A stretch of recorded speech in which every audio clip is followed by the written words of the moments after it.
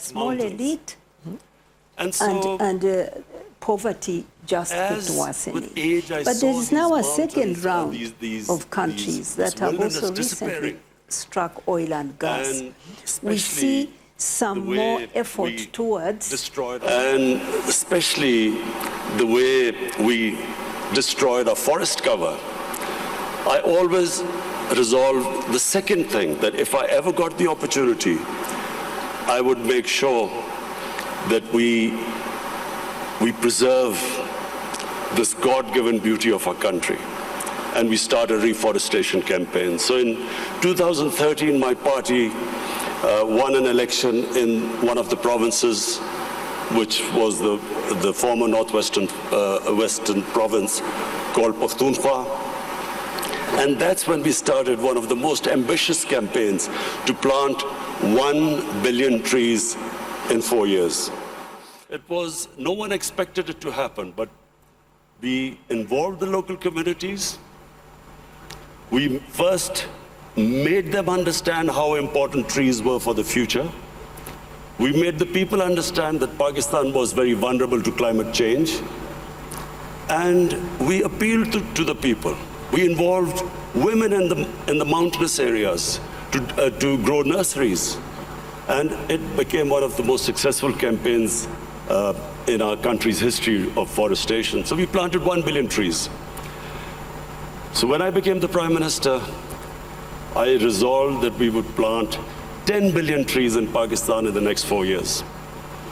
And this is now our objective.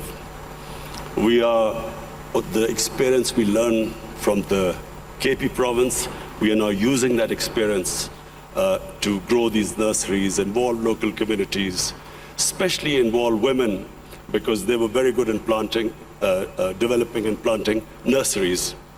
So, why is it important for us to grow trees? For two reasons. One, as I mentioned, that Pakistan is vulnerable to global warming.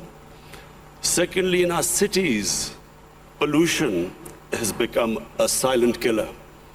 So unfortunately, there was no plan before, and our cities got very polluted, specifically Lahore, which had the pollution levels like Delhi in India, rose high because for some reason, our planners removed 70% of the tree cover of Lahore in the last 10 years. Apart from the environmental aspect now, the third thing I realized, that you cannot make your economy grow unless and until there is peace and stability. Pakistan in the 80s became part of what was the Afghan Jihad. Pakistan became allied with the US to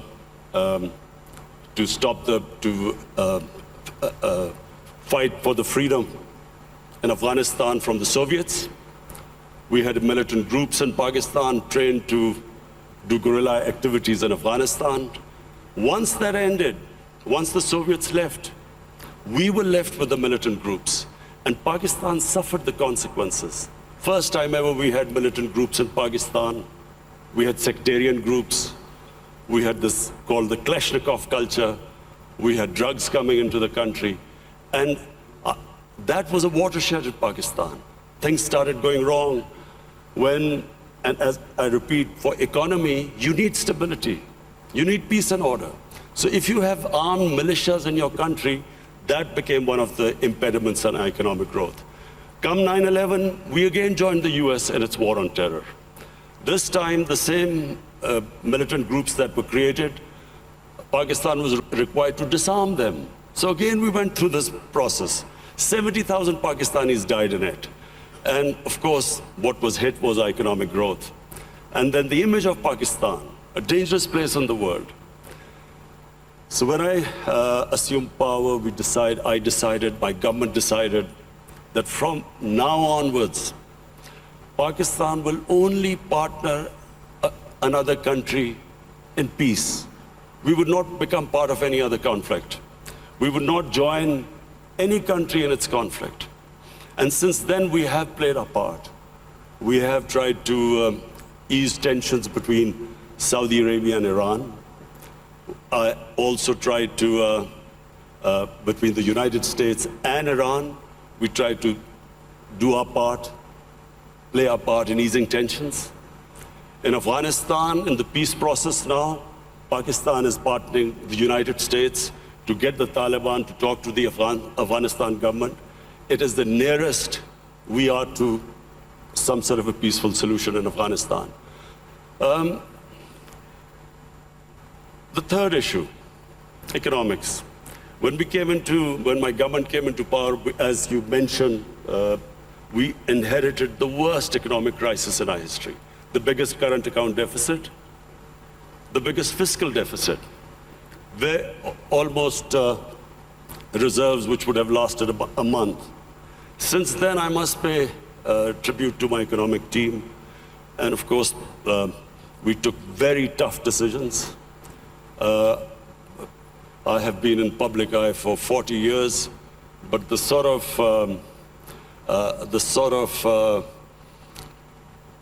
public attitude I have to face in the last 1 year, I've never faced in my life because of all these tough economic decisions we've taken. People are hurting. Naturally, when you do stabilization, you squeeze the economy, people hurt. But we have gone through this very tough period. And mercifully, our economy stabilized. The rupee that was falling, it's now, in fact, in the last few months, it's gained a bit. Our stock market has gone up. Investment in Pakistan year to year has gone up by 200%. So things are we are in the right direction, although I have to say we still have a lot of hard work to do. This year now, we are looking towards economic growth. The idea is now so that we provide employment, bring in investment in Pakistan, create the conditions. And I'm happy to say that in 1 year, according to the World Bank, that index of ease of doing business, Pakistan went up 28 points in the ease of doing business. We were in the top 10 countries which made the biggest improvement. What are the advantages of Pakistan? Number one is our population. We are 210 million people. 60% of Pakistanis are below the age of 30. This is the real strength of Pakistan. Unfortunately, we have neglected this young population because we did not concentrate on skill development, equipping them to employ themselves, become entrepreneurs, provide young people to the industry. But now we have started a program of skill development. We have partnered World Economic Forum in this, this program of Skill Gap, and we have laid a huge amount of money for startups, young people, encouraging them to start their own businesses. This is the first time we've done apprenticeship. We are encouraging industries now to employ young people. So this is really our big source. This is our big resource which will, we hope, one day lift Pakistan. The other advantages Pakistan have, number one, is our mineral wealth. Sadly, untapped. Pakistan is sitting on one of the most precious gold and copper reserves. Unfortunately, we've had a few issues, so these reserves have remained untapped, but we have enough reserves that we can pay off all our foreign debt. We also have one of the largest gold reserves. We have rare earth minerals. We have unexplored gas reserves. So the whole government attention now is to develop these resources. We also have very fertile agricultural land. Unfortunately, the practices which we have done, we have not really explored this potential. Our productivity is one of the lowest. So for that, we have got help from China. China has been in the CPEC, what is this, the Pakistan-China Economic Corridor. We have in that got China to help us in developing the productivity of agriculture sector. And this is, I think, one area where Pakistan can make strides very quickly, because we do have fertile land. Unfortunately, as I said, our productivity is very low. And finally, my vision of Pakistan stems from its strategic location. Pakistan is strategically placed, probably one of the most fortunate positions in the world. On the one side is China, one of the fastest growing markets, and of course closely allied to Pakistan.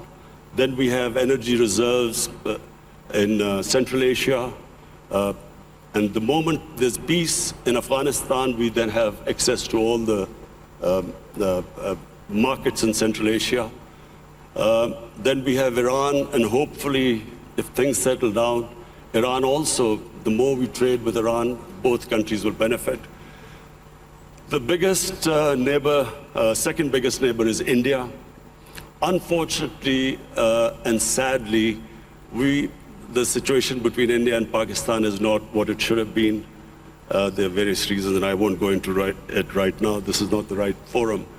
But the moment Pakistan and Indian relationship becomes normal, trade starts between the two countries, then one can imagine the location, the strategic location of Pakistan with China on one side, India on one side, and then countries with excess energy on the western side. I am someone who believes that in Pakistan, the moment we get our governance right, that is the real issue. Sadly, our governance, in the past 30 years, the way our governance deteriorated, that was one of the biggest reasons that we have not been able to fulfill our potential as a country. The country has tremendous resources, young population, strategic located. From now on, my government's biggest challenge now is how we can improve our state institutions, so we can improve our governance, so we can tap our potential. Thank you. वज़ीर आज़म Imran Khan world economic forum से खिताब कर रहे थे। उन्होंने बताया कि किस तौर पे उनकी हुकूमत ने तारीख़ी इक़दामात किए हैं और जो उन्हें खसारा मिला था और कमज़ोर मईशत मिली थी उसके ऊपर उन्होंने काम किया। इस मौके पे उन्होंने कहा कि हम नौजवानों के लिए रोज़गार के मौक़े पैदा कर रहे हैं और नौजवानों को हुनरमंद बनाने के लिए उनके लिए हमने नया प्रोग्राम शुरू किया है स्किल डेवलपमेंट का। इसके अलावा उन्होंने कहा कि मुश्किल फ़ैसले दिए, इस दौरान मुझे आवाम के गमो गुस्से का सामना भी करना पड़ा और पिछला एक साल खासा मुश्किल साल था, लेकिन हमने पाकिस्तान की मईशत के लिए ज़रूर मुश्किल फ़ैसले किए हैं और ये पाकिस्तान के लिए फ़ैसले हैं। फिर उन्होंने बताया कि पाकिस्तान किस तौर पे तरक्की कर सकता है। हमारे पास इस sure that you're going to be able to keep the security situation at this level and also further develop and improve when it comes to predictability on the energy side? Well, you know, in 2019 was the safest year in Pakistan since 9/11. And when Pakistan participated in the US war on terror,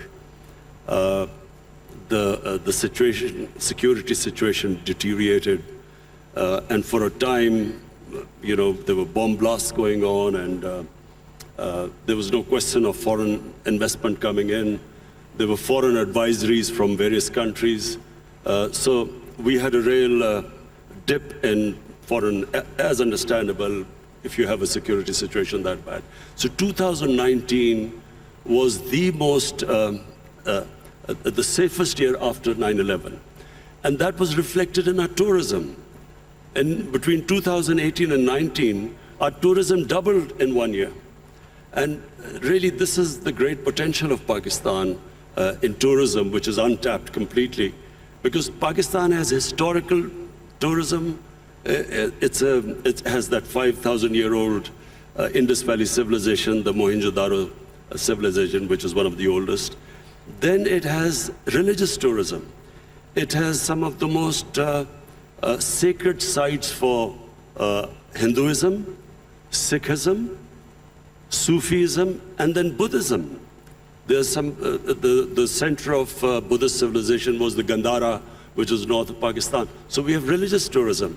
And then the mountain tourism in Pakistan, almost half the peaks over 24,000 feet are in Pakistan. So it is untouched as yet, and our concentration for providing jobs to people and improving the growth rate is now on tourism. In fact, without us doing anything, tourism has doubled, and people are finding it difficult to have hotels or places to stay. So we are now inviting tourism investment in tourist resorts. So maybe I'm at least one of the few Norwegians that have visited up in the Swat Valley. It's beautiful, and you also have beautiful other places. I think Swat Valley used to be the honeymoon place, even in Pakistan. Is it now also you see tourism also in these areas where the Pakistani Taliban used to run, and you're not concerned that Pakistani Taliban can come back, and you're pretty sure that this is on safe footing? You see, in Pakistan now, virtually there's no terrorism in Pakistan, and I have to pay tribute to our security forces. They did such a brilliant job, and it was for a while, we went through a really difficult period, but thanks to them, there is hardly any terrorism. I mean, you have the odd problem, but that you have anywhere in the world. Problem now is we need peace in Afghanistan and stability. Whatever terrorism now comes into Pakistan every now and then is from Afghanistan. And that's why this peace process in Afghanistan is very important.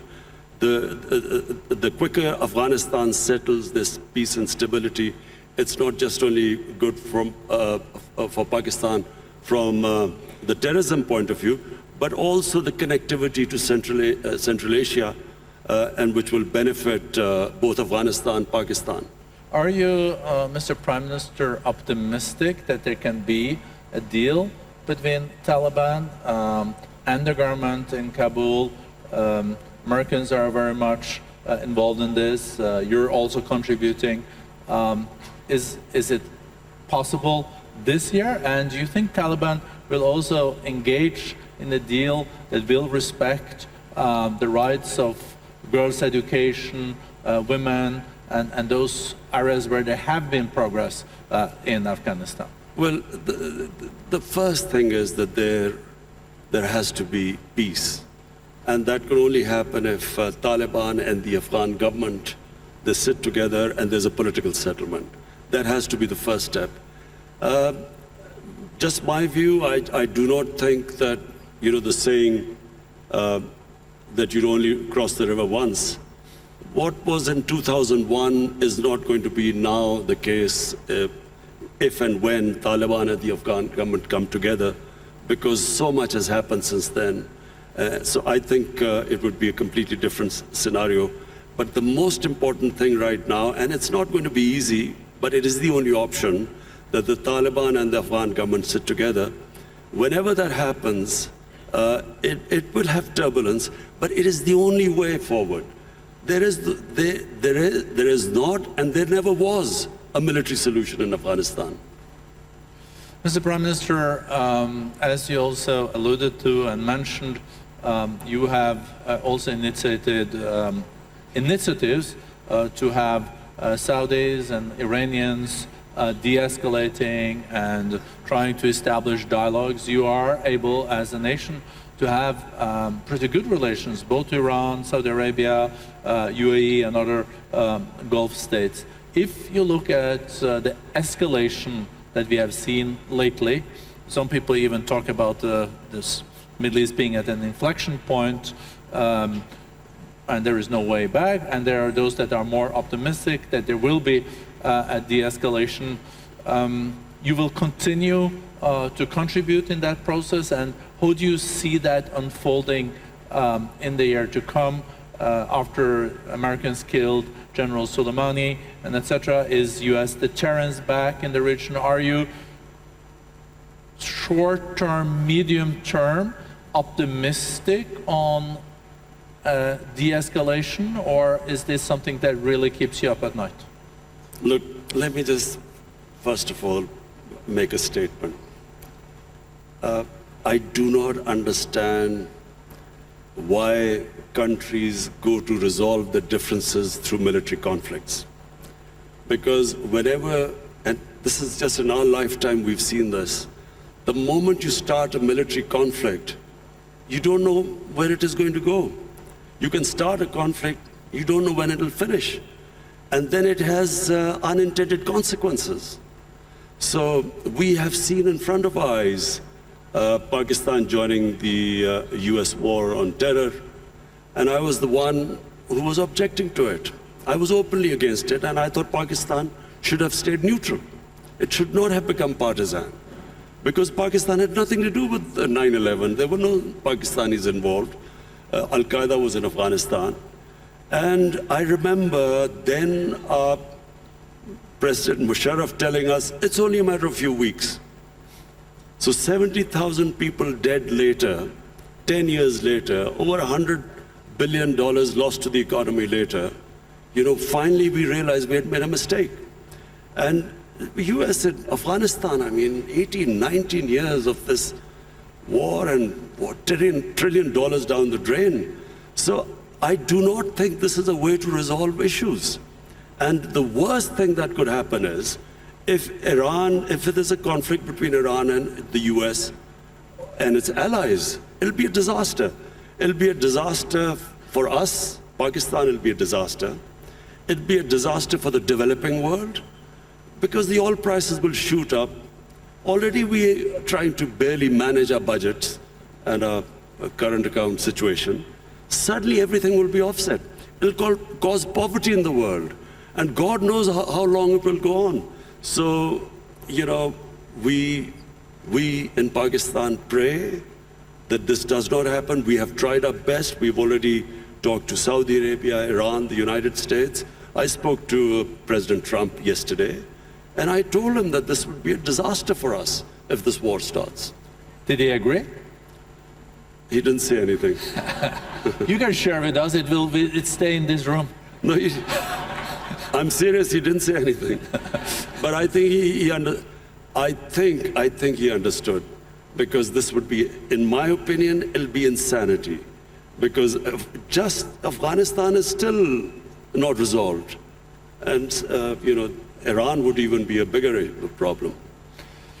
Mr. Prime Minister, you also underlined, coming back to the more domestic opportunities and challenges in your country, this accelerator that we have agreed on skills and upskilling and reskilling between the World Economic Forum and Pakistan. I think there is a huge potential. I think the youth bulge, the youth of Pakistan is a huge opportunity. How important do you think education is in this context, and how do you look at the national curriculum and the madrasas and the importance of teaching world-class math and sciences?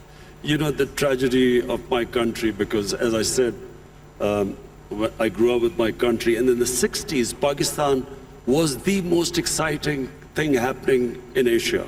It was the fastest growing country. We were moving fastest towards industrialization, our universities. I think your GDP was even higher than India's per capita, wasn't it? It's certainly, our industrial production was more than the 4 Asian tigers put together: Indonesia, Malaysia, Thailand, and Philippines. So it was, the fastest growing country. And we lost our way. One was ill-conceived nationalization, which stunted this industrial growth. We could have done what China did. They created wealth, and then they used the wealth to lift the bottom tier of the population. But just because the rich got richer, it didn't mean that we should have stopped this industrialization by nationalization. We should have just had a more equitable growth. But that was one where we went wrong. And secondly, we just did not pay enough attention to our education system. So we developed this 3-tier education system: English medium for an elite, then there was Urdu medium, which was for the masses, and then there was Dini Madrasas. 3 parallel systems going. So what my government is now trying to do is to synthesize the system, get the core issue, the core syllabus should be for the same for everyone, and give everyone equal opportunities. The education system actually created the differences, economic differences between people, because people could not go on to the higher class because who are not equipped by the education system. So this is what we are trying to do, change the flaws of education system by synthesizing it.